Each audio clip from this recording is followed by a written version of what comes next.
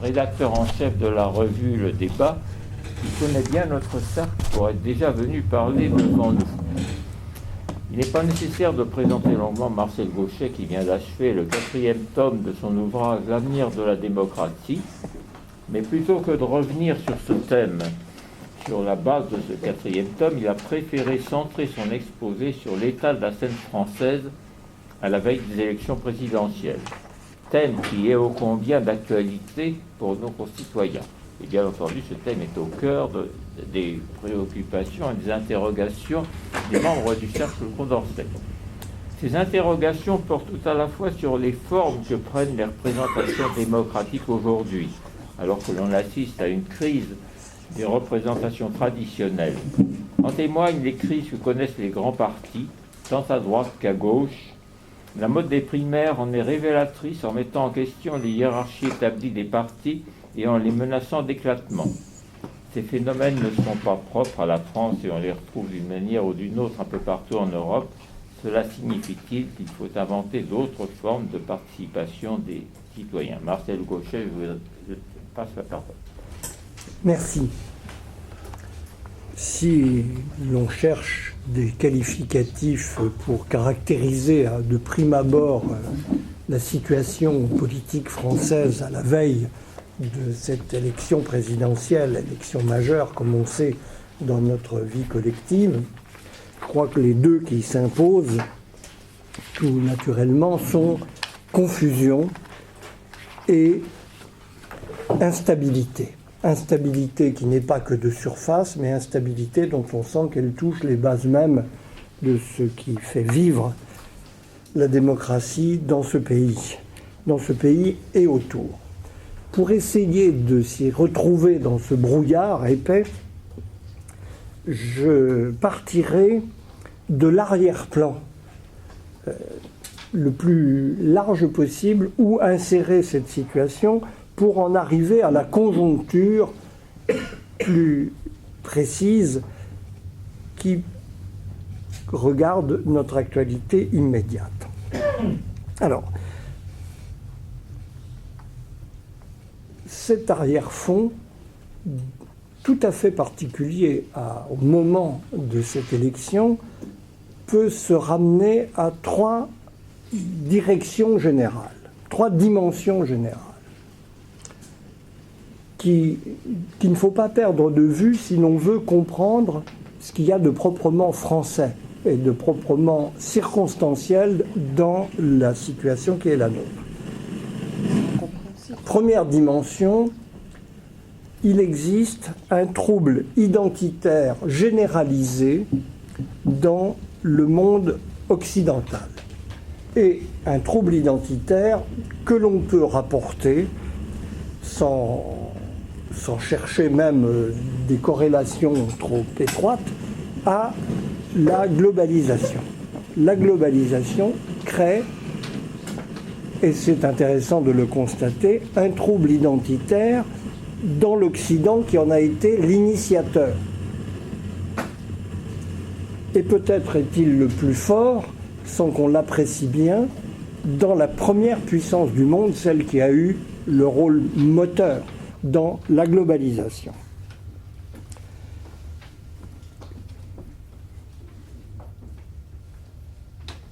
Deux choses assez différentes à considérer sous ce registre.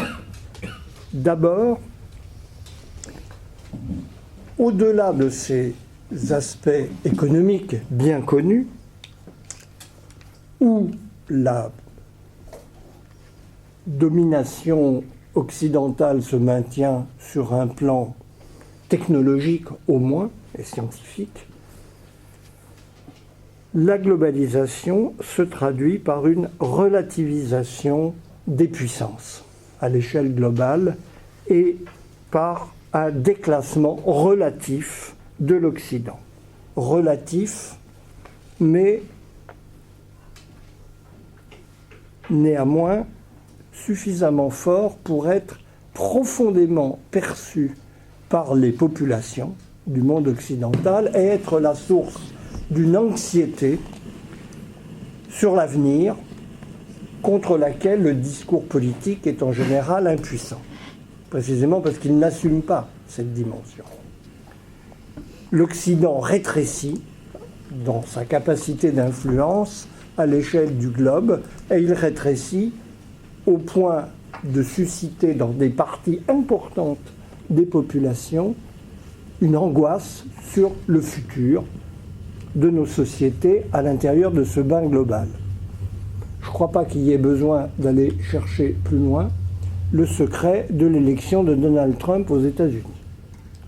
Alors après, toutes sortes d'autres facteurs interviennent, mais celui-là est prépondérant, puisque c'est évidemment là où la puissance est la plus grande, là où la prétention au leadership global est la plus forte, que cette relativisation que crée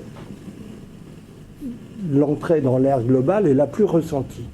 Mais on pourrait montrer, je crois, par une analyse dans laquelle je n'entre pas, parce que nous avons beaucoup de choses à considérer, et ce que je voudrais vous donner, c'est des éléments d'intelligibilité sans prétention à une version définitive de la chose. On pourrait montrer assez bien que plus la prétention d'intervenir dans les affaires du monde est grande, plus ce sentiment de déclassement est ressenti. Il y a une relation directe, et peut-être qu'en Europe, on comprendrait très bien ce qui différencie les différentes puissances qui restent à l'œuvre dans le cadre européen en fonction de ce critère.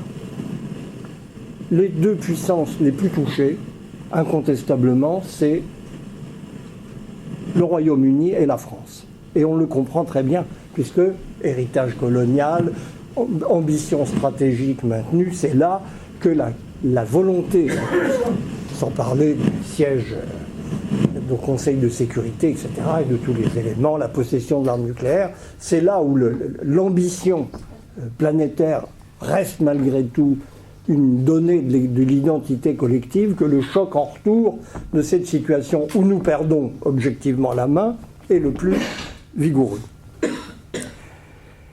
Je crois aussi bien que c'est à cette lumière qu'il faut comprendre une grande partie du désamour des peuples à l'égard de la construction européenne. La construction européenne ne répond en rien, dans la perception qu'en ont ses citoyens, à ce problème du rapport de puissance de l'Europe avec le reste du monde.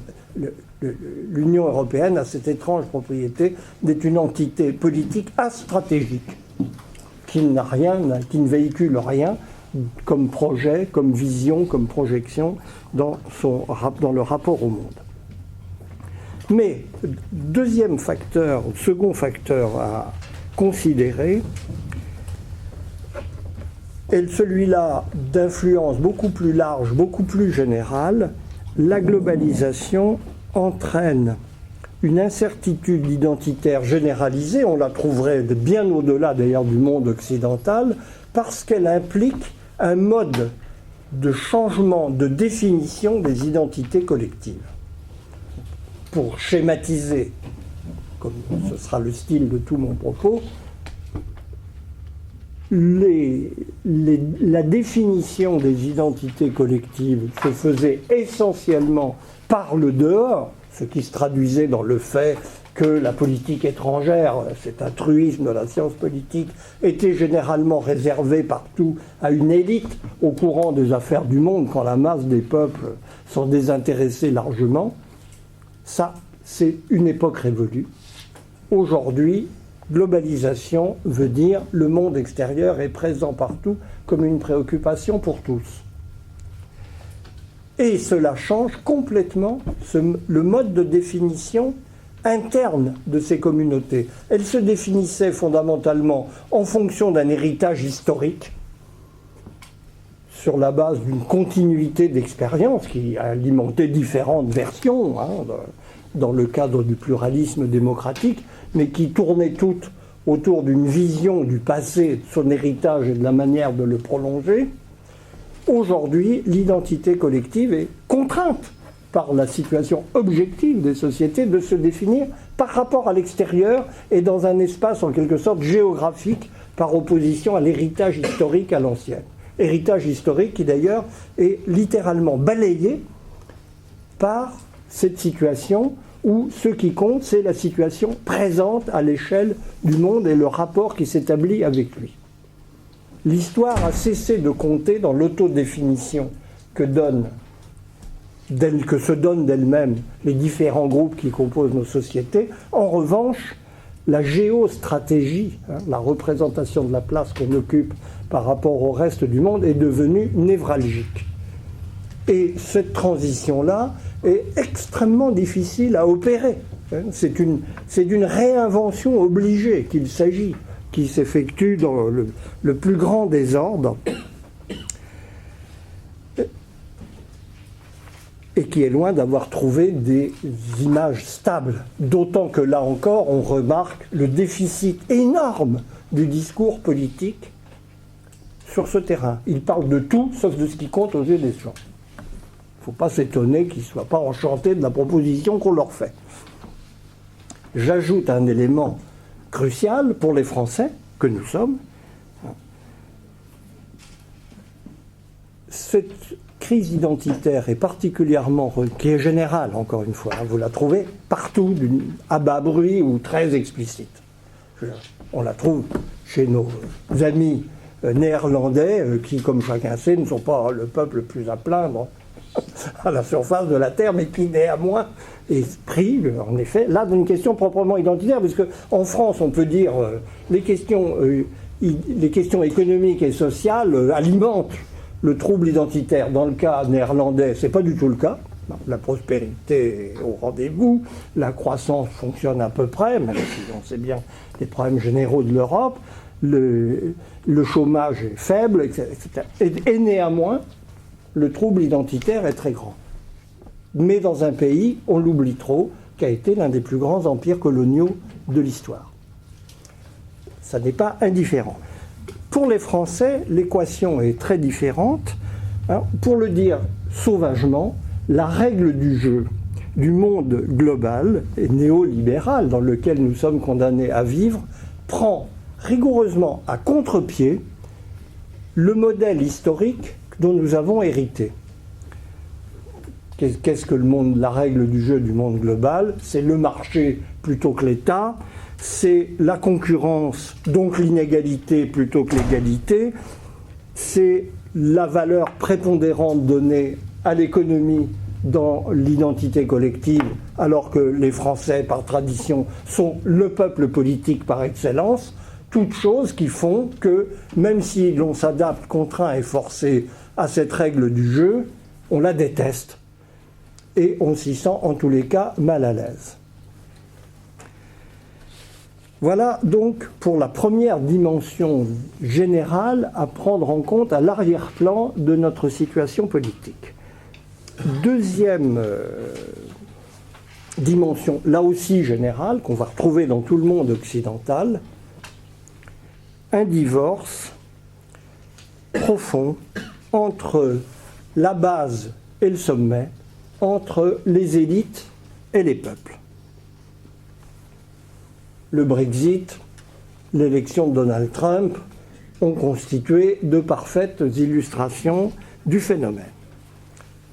Et je ne crois pas qu'il y ait d'interrogation plus importante, si l'on se soucie de l'avenir de la démocratie, que de comprendre ce divorce, qui est profond et qui s'aggrave de façon manifeste. Tous les indices sont là je n'y entre pas, pour le montrer. Alors, je crois qu'il y a là deux dimensions, de nouveau, assez différentes à regarder. D'une part,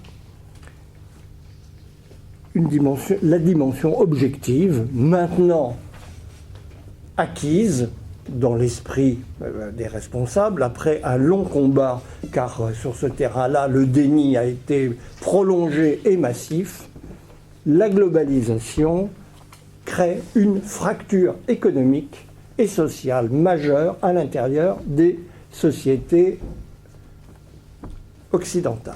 Elle crée une fracture entre les gagnants et les perdants de la mondialisation. Et c'est une situation qu'il faut bien préciser. Il faut entrer dans le détail. Elle divise ceux qui sont à même de profiter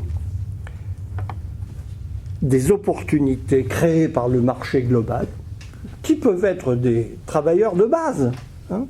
Les employés des entreprises du CAC 40 qui demeurent, ils sont plus très nombreux sur le sol français, ils ne sont pas à plaindre. Pour acheter la paix sociale, on leur concède en gros une condition avantageuse pour des entreprises qui n'ont pas envie d'avoir de problème d'image.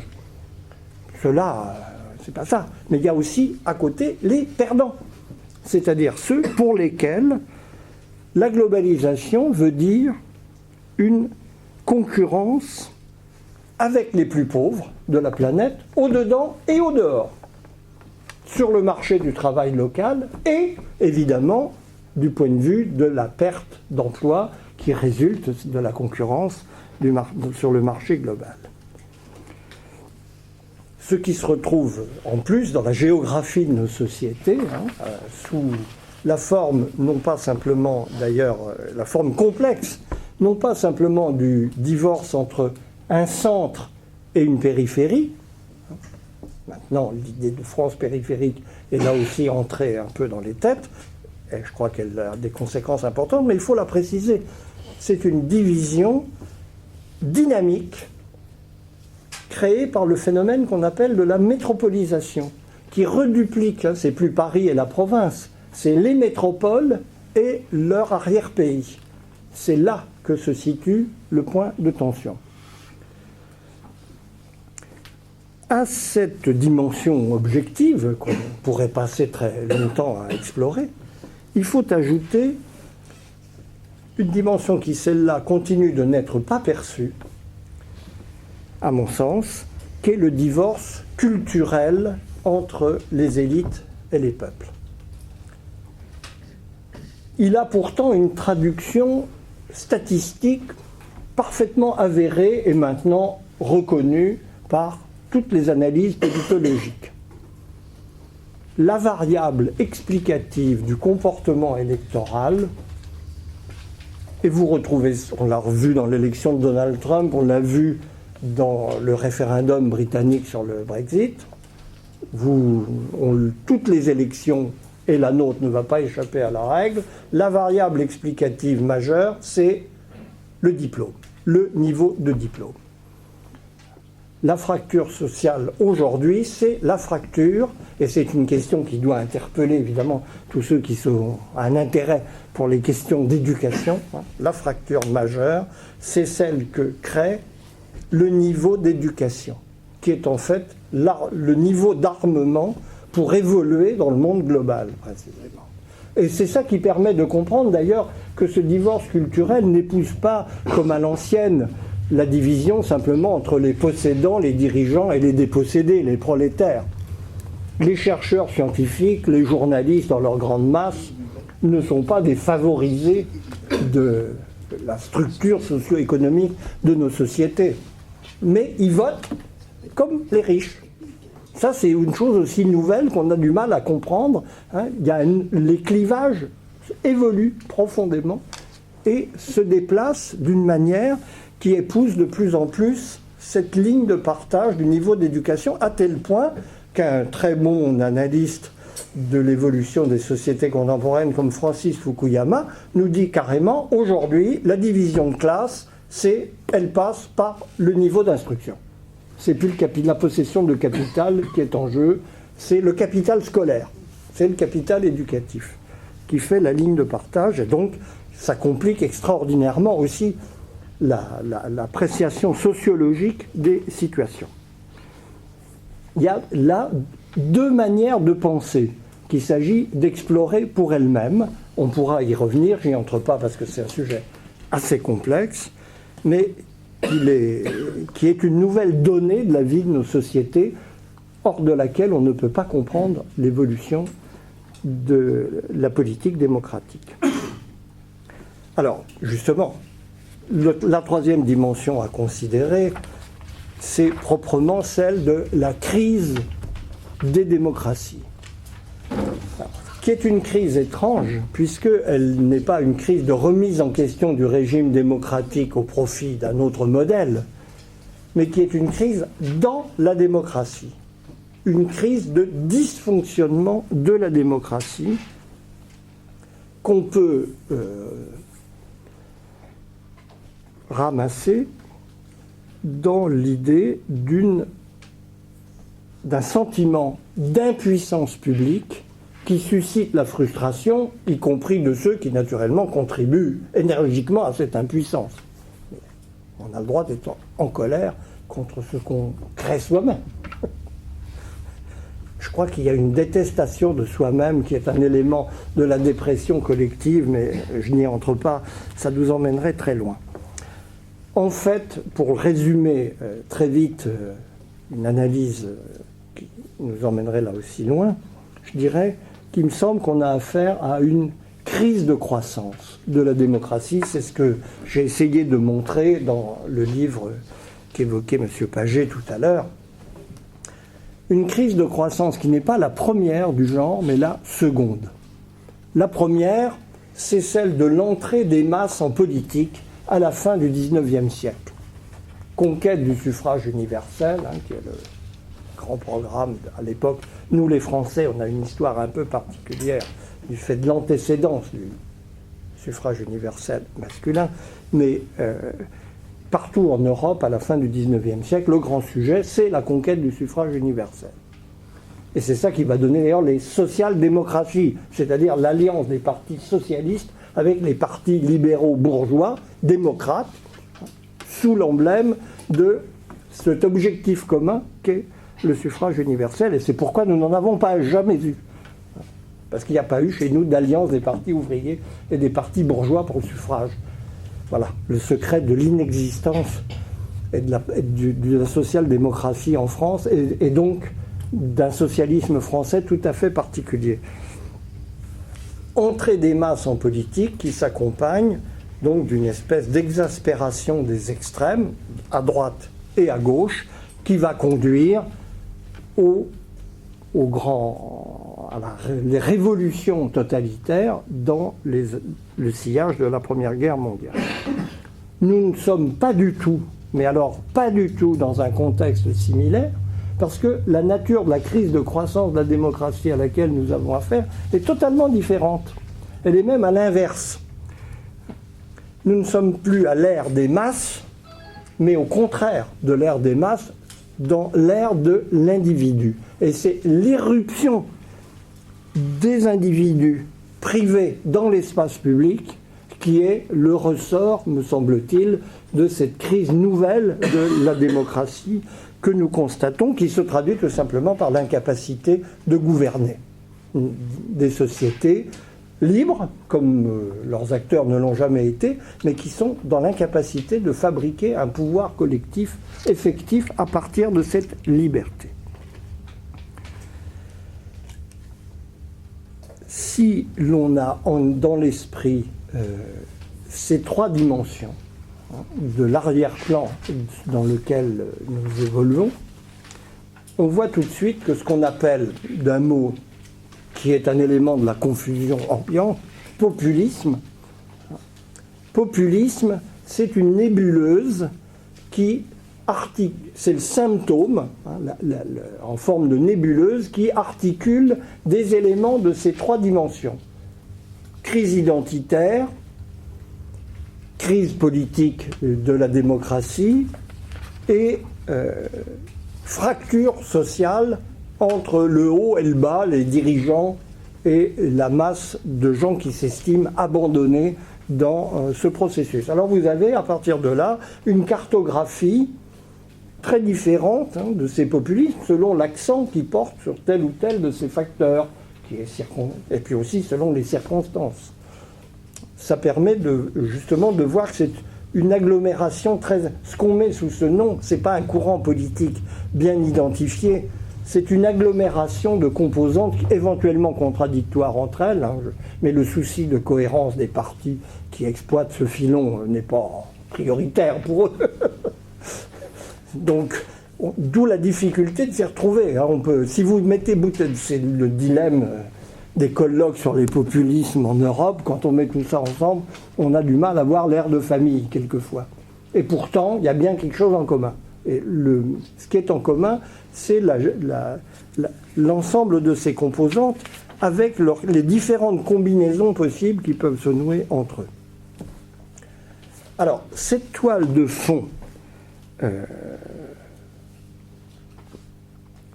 une fois posée, on peut au moins comprendre de prime abord qu'il y a de très bonnes raisons à la confusion que présente notre conjoncture. Cette confusion dont nous avons le sentiment n'est pas simplement l'effet des limites de notre intelligence, qu'il faut toujours envisager comme hypothèse, mais je crois qu'elle s'enracine dans des données puissantes qu'on peut mettre au jour et qui donnent l'idée des périls au milieu desquels nous allons devoir évoluer. Alors, si l'on prend la situation politique française, rapidement, vous en connaissez les termes, ce n'est pas la peine de s'y étendre longuement. Il y a une quadripartition des situations, la force croissante de l'extrême droite, l'incertitude de la droite classique, deuxième élément, et cela tout à fait au-delà du trouble créé par l'affaire Fillon. Croire que si Fillon avait été indemne des affaires qui le rattrapent, tout serait passé dans l'huile pour lui, c'est une illusion. Il y aurait eu problème dans tous les cas. Percé avec Emmanuel Macron d'un centre inédit, rattrapé d'ailleurs par le centre classique, mais manifestement doté d'une dynamique assez différente, et enfin, multidivision à gauche. Multidivision entre lesquelles il est parfois très difficile de se retrouver. Comment comprendre cette situation et que peut-il en sortir ?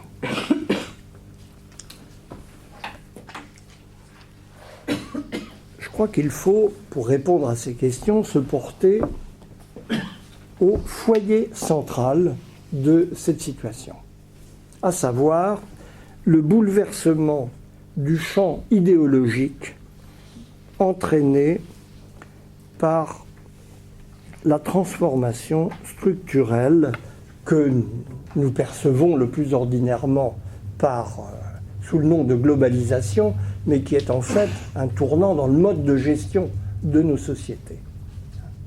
Ce changement de mode de gestion de nos sociétés a entraîné une rupture idéologique immense. Pour le résumer en une phrase, il s'est traduit par le passage de la dominance idéologique du socialisme à la dominance idéologique néolibérale. Quand je dis dominance idéologique, je ne veux pas du tout dire domination politique. Ce sont deux domaines indépendants. On peut avoir la domination idéologique et être battu politiquement, et à l'inverse, on peut être battu politiquement et avoir le pouvoir de créer l'agenda idéologique dans une société. Ce fut le cas de la gauche au XXe siècle, depuis la fin du XIXe siècle, par une montée continue. Elle a imposé sa grille de lecture idéologique au nom d'un problème simple qui était la reconnaissance de la nécessité de remettre la marche de l'économie sous le contrôle politique. C'était ça le fond du fond. Alors, ça admettait toute une variété de situations, allant du collectivisme en bonne et due forme à une technocratie keynésienne modérée, mais qui néanmoins entendait bien utiliser les outils de la régulation publique pour opérer à la fois la maîtrise de la conjoncture et une certaine redistribution, en passant par la social-démocratie que nous n'avons jamais connue en France, mais qui était un modèle et qui faisait beaucoup rêver, associant le contrôle politique des grands leviers économiques, la banque, les principales industries, associé à à un compromis social sous l'arbitrage de l'État, grâce à des forces syndicales puissantes. Bon, c'était ça le paysage idéologique par rapport auquel se définissait aussi bien la droite. Alors, elle contestait évidemment ces solutions tout en présentant des solutions modérées qu'elle essayait d'associer au degré maximum de libéralisme. L'événement fondamental, intellectuel, idéologique et politique sous le coup duquel nous sommes depuis les années 80, c'est que ce programme qui a organisé la vie intellectuelle de nos sociétés depuis à travers tout le XXe siècle, s'est effondré. Il a été disqualifié par, à la fois techniquement, du point de vue des moyens de régulation publique qu'il impliquait, qui croit encore aux nationalisations, qui croit encore à la régulation de style keynésien, à part quelques académiques peu écoutées dans la sphère publique, qui croit encore à la possibilité du compromis social sous arbitrage de l'État tel que les social-démocraties l'ont pratiqué et l'ont répudié d'ailleurs, elles au moins de façon nette. Nous rêvons de l'instaurer quand les autres s'en sont débarrassés depuis 30 ans. Et il a été, ce programme a d'autre part été disqualifié structurellement par la globalisation et le libre-échange. Dans tous les cas, on n'a plus les outils pour le mettre en œuvre, quand bien même on estimerait qu'il est le meilleur. L'économie a repris le pas sur la politique. C'est ça l'événement fondamental que nous appelons globalisation néolibérale. Et c'est à l'intérieur de ça que toutes les forces politiques sont condamnées à évoluer. La gauche aurait pu disparaître dans l'opération, quand on y réfléchit un peu abstraitement. Et la question qu'il faut se poser, c'est pourquoi elle n'a pas disparu ? Parce qu'après tout, la gauche a deux conditions d'existence. Les échecs de la droite, c'est important, c'est même probablement le seul avenir qui lui reste aujourd'hui en France, c'est important. Et d'autre part, des éléments positifs de programme susceptibles de rallier des aspirations collectives. Jusqu'à aujourd'hui, la gauche a su bénéficier des échecs de la droite, moi je vais y revenir, mais elle a su aussi, malgré tout, dans ce contexte qui lui est fondamentalement hostile, trouver des propositions qui répondaient à une demande collective. Alors c'est très important d'identifier lesquelles pour comprendre les problèmes qui sont les siens aujourd'hui. En fait, la gauche a survécu en se transformant totalement, sans même s'en rendre compte et sans se le dire, ce qui est d'une grande part de son problème. Elle s'est recyclée dans cette nouvelle équation en devenant le parti des droits individuels. Elle avait pour cela un moyen, un levier très important, c'est l'État social, héritage consensuel qui lui a fourni l'instrument de cette nouvelle politique vers laquelle elle s'est orientée. Parce que les droits individuels, contrairement à ce que racontent les libéraux, c'est des productions sociales et des productions qui coûtent très cher. C'est le point sur lequel le discours libéral standard est très limité. Ils sont peut-être donnés par la nature, ces droits, mais quand il s'agit de les mettre en œuvre, il y faut des moyens collectifs considérables. Et c'est ça qui est devenu le nouveau programme, plus ou moins conscient, de toutes les gauches européennes. Et vous pouvez observer de près, on a eu avec la loi travail une extraordinaire, la discussion qu'elle a provoquée, une extraordinaire démonstration de ce point de vue. Il n'était question que de droits. De construire de nouveaux droits, des droits à qui il fallait préserver, de la manière de gérer ces droits, la fameuse hiérarchie des normes. J'ai été quand même saisi par le fait que cette notion juridique très abstraite, c'est devenu un élément du langage populaire. l'inversion des normes était devenue une sorte d'enjeu de la discussion publique, ce qui n'est pas tout à fait banal quand on y réfléchit.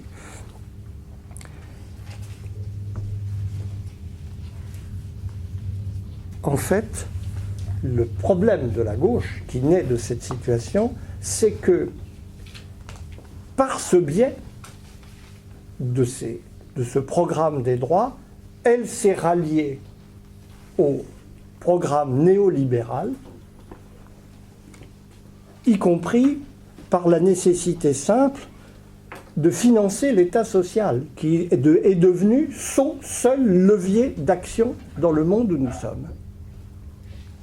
Pour le faire fonctionner, il faut des ressources, et ces ressources, on ne peut les trouver que dans une économie performante, compétitive, tout ce que vous voulez. La droite a été évidemment la grande bénéficiaire de ce tournant dont elle n'a absolument pas été l'initiatrice. Tous les crimes, tous les profiteurs des crimes ne les ont pas commis. C'est pas... L'acharnement mis par un certain discours d'extrême gauche aujourd'hui à chercher le complot médiatique, les think tanks, etc., qui aurait précipité ce revirement est un peu naïf, parce qu'évidemment ça a des causes plus profondes. Elle a été la grande bénéficiaire de ce changement de direction, de la gestion de nos sociétés.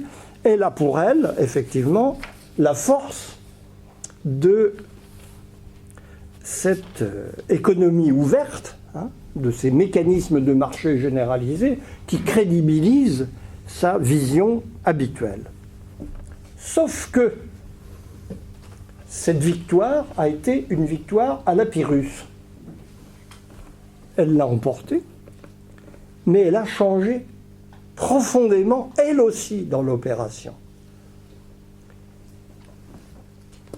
Et elle a changé en dissociant ces deux composantes. Sa composante conservatrice et sa composante libérale. La droite, ce qu'on appelle la droite dans le paysage français, d'ailleurs de ce point de vue, l'époque gaulliste était vraiment parfaite, c'est l'alliance de deux forces idéologiques très différentes.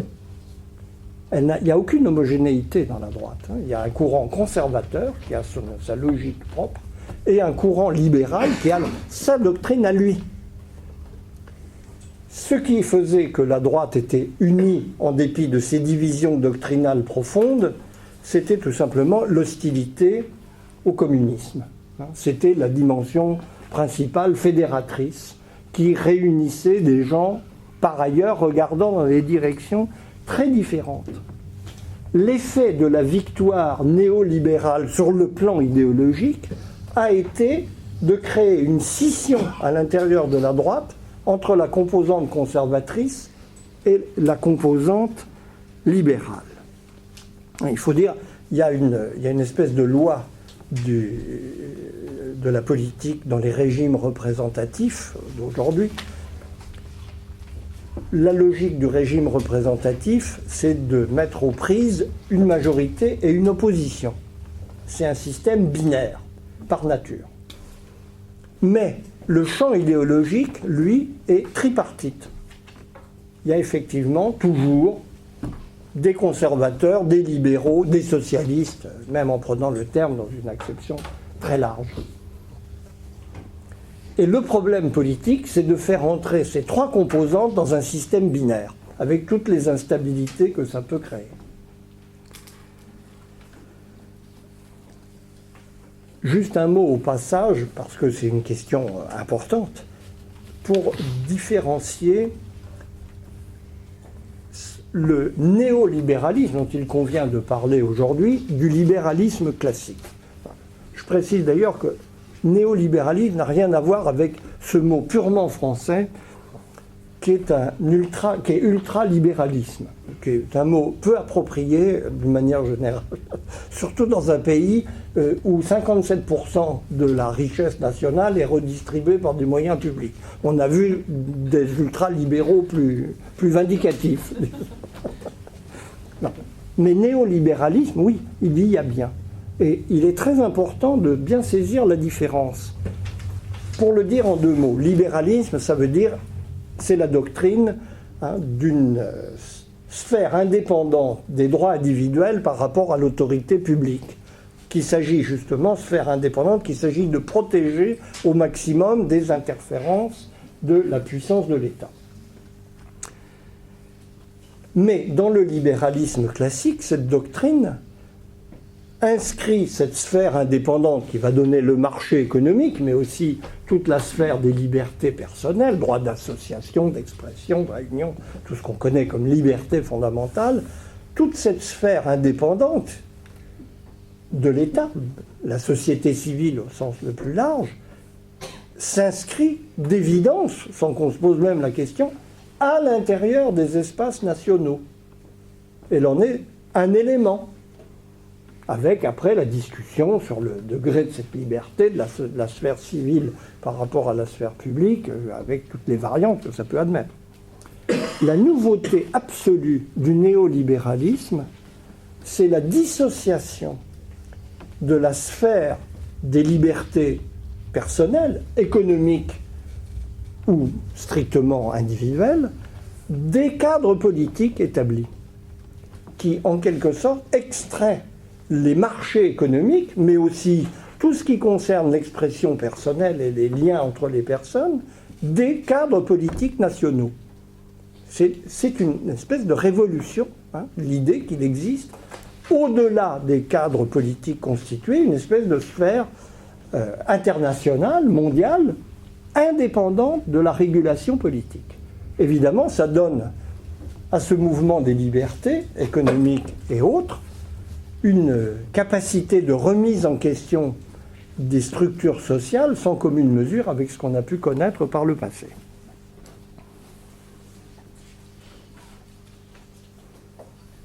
Si l'on regarde maintenant la résultante de ces forces fondamentales dans le champ politique immédiat que nous avons sous les yeux, qu'est-ce que nous allons constater ? Sous l'effet de ces différentes évolutions, la gauche a perdu les classes populaires. La gauche dite de gouvernement. Elle est devenue une gauche bourgeoise. Et à beaucoup d'égards, un certain nombre d'analystes, par exemple au Royaume-Uni, considèrent que ce qu'on appelle aujourd'hui la gauche de gouvernement, qui a différents noms en Europe, c'est l'équivalent du parti libéral du XIXe siècle. Ça revient à peu près à ça. On peut discuter cette interprétation, mais elle met le doigt sur quelque chose d'important, qui est en tout cas une scission avérée. Et de son côté, la droite de gouvernement a perdu son aile conservatrice, attachée à l'autorité de l'État. Ça donne en France, cette droite conservatrice se réclamant principalement de l'héritage gaullien.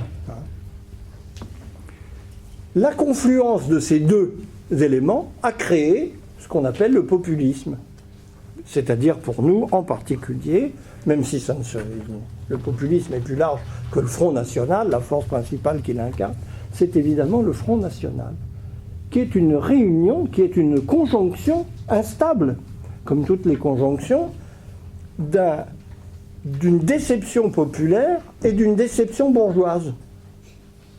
Il arrive, avec plus ou moins de bonheur, à réunir ces deux facteurs, sans parler de l'autoritarisme populaire, qui est un sujet en soi.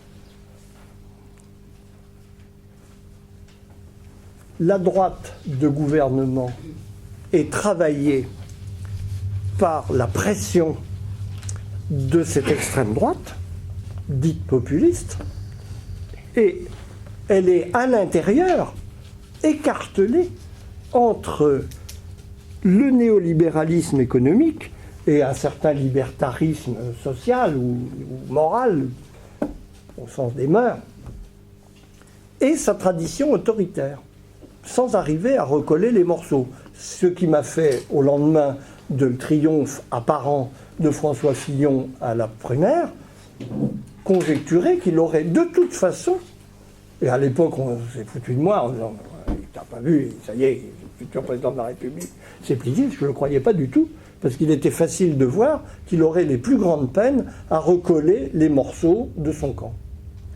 Ce qui se vérifie amplement aujourd'hui.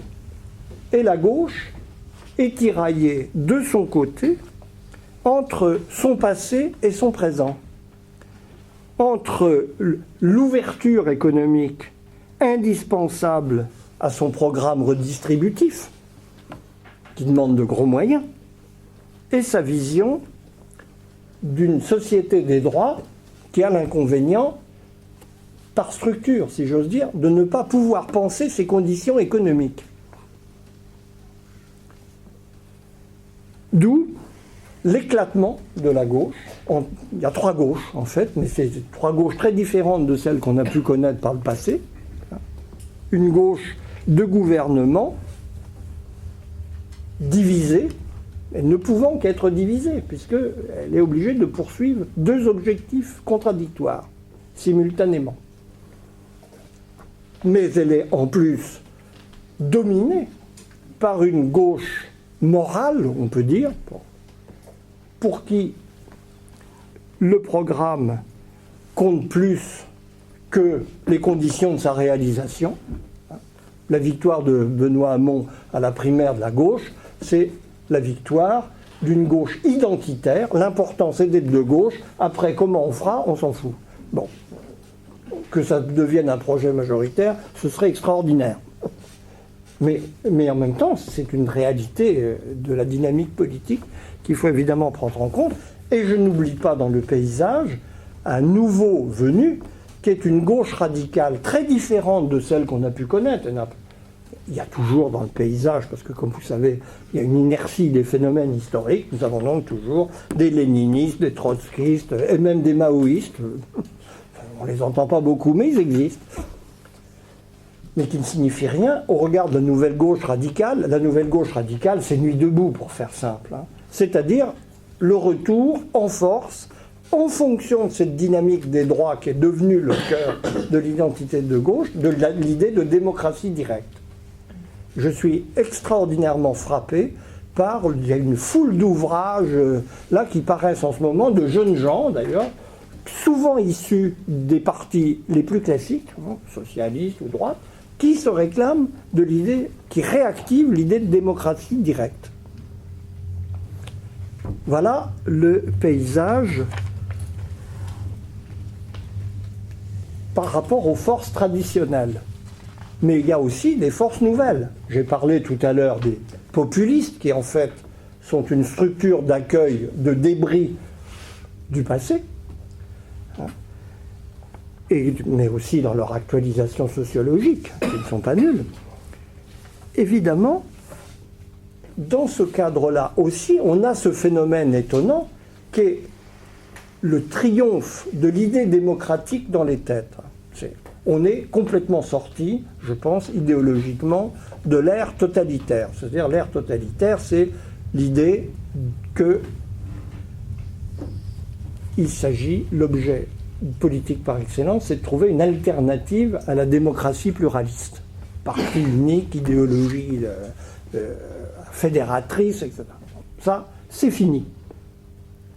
Même si, encore une fois, historiquement, tout comporte toujours des restes. Il y a encore des jansénistes du XVIIe qui se promènent quelque part là, dans nos banlieues. Et il y aura encore des trotskistes en 2100. Mais ça ne veut pas dire qu'ils sont une force très significative dans le paysage. Triomphe du principe démocratique, triomphe du pluralisme. C'est très frappant pour les gens qui, comme vous et moi, ont un long passé, pour la plupart d'entre nous, dans ces sphères, de constater quand même combien le débat public s'est civilisé globalement dans nos pays. L'admission, c'est fini. La gauche qui rêve d'exterminer la droite et la droite qui rêve de se débarrasser de la gauche, c'est derrière nous. Et on peut s'en féliciter. Et c'est spécialement vrai dans les jeunes générations. Ça, c'est très frappant. Quoiqu'ils ils peuvent être très radicaux dans le discours, mais ils sont pluralistes. Ils acceptent de discuter, en gros, avec les gens qui ne sont pas d'accord avec eux. C'est une immense nouveauté. Et c'est ce triomphe du principe démocratique qui fait, ni plus ni moins, la popularité d'Emmanuel Macron, dont le secret politique est tout simplement qu'il est celui qui assume le refus du sectarisme.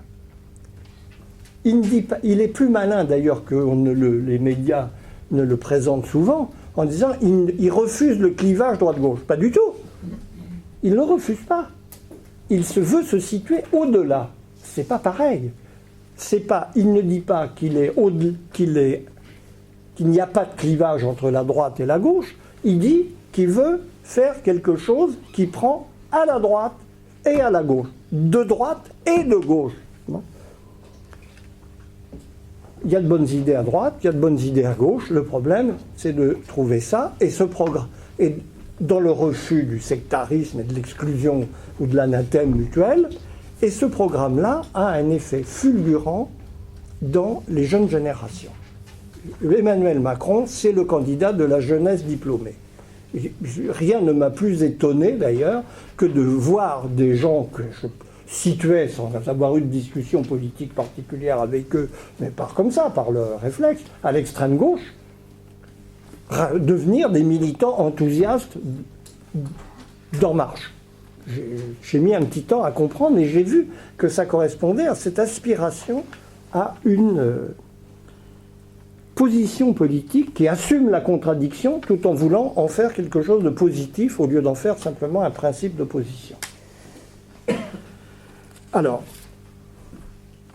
je vais en terminer sur les perspectives qui sortent de ce constat, s'il est vrai, je vous le présente pour qu'on le discute. Qu'est-ce qui peut sortir de là? Il y a deux lignes d'évolution plausibles, contradictoires. Il y a le scénario qui est en train de s'imposer, qui est en fait le triomphe de l'agenda de Marine Le Pen. Macron, Marine Le Pen. Ce tandem, c'est la victoire idéologique de la proposition de Marine Le Pen. Les patriotes contre les mondialistes.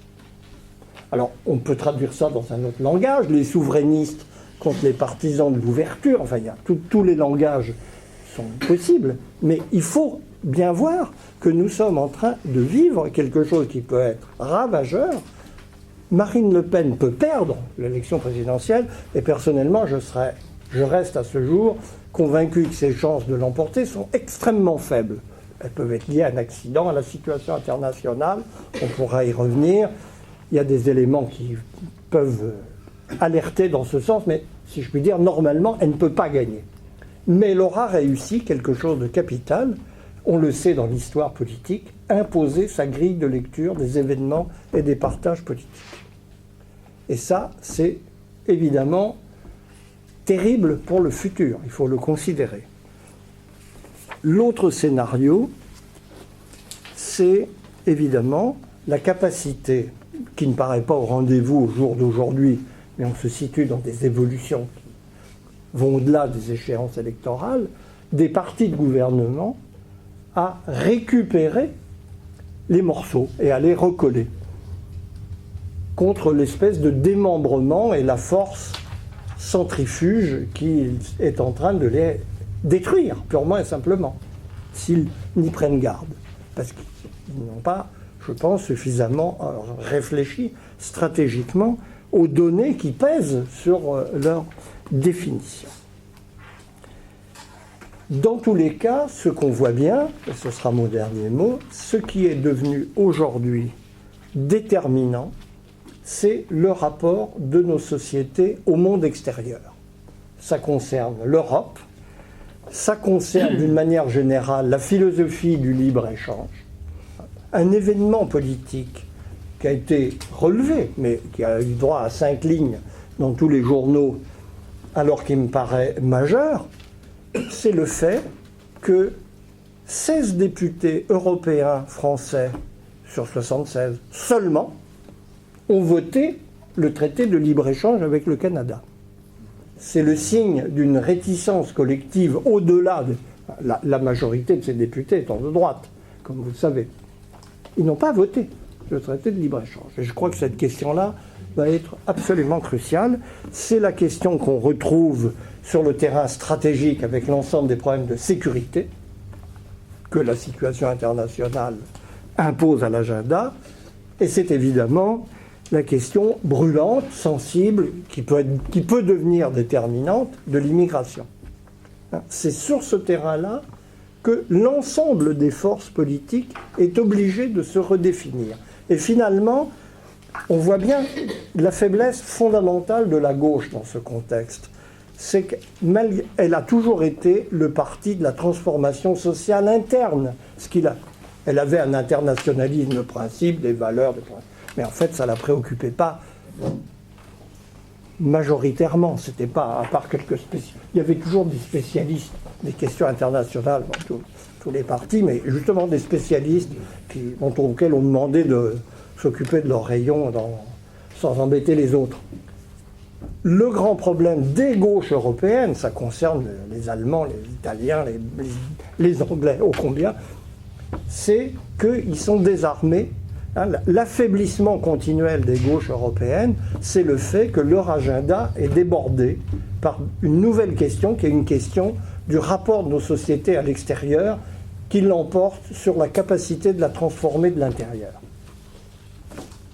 Merci. Merci, Marcel Gauchet. Pour cet exposé qui va susciter certainement beaucoup de questions, je passe le relais à Bernard. Oui, si vous voulez bien. Donc je vais prendre les questions. J'en prendrai une pour moi-même tout à l'heure. Mais je préfère d'abord vous donner la parole et ne pas faire de commentaires pour le moment. Donc, qui veut intervenir à ce moment-ci?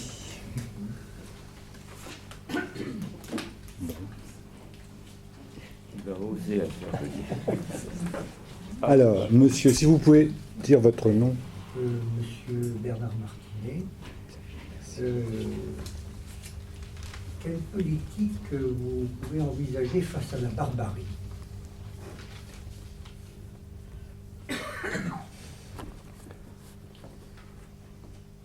La barbarie, c'est un concept moral, c'est pas un concept politique. Donc il est très difficile de faire jouer l'un par rapport à l'autre deux termes qui appartiennent à des univers moraux très différents.